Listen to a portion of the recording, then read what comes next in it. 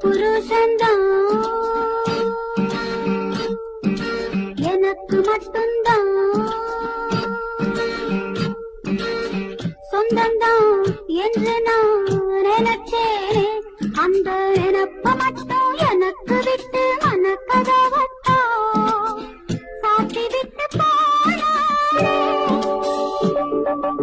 என் புருஷன்தான் எனக்கு மட்டும்தான் சொந்தந்தான் என்று நான்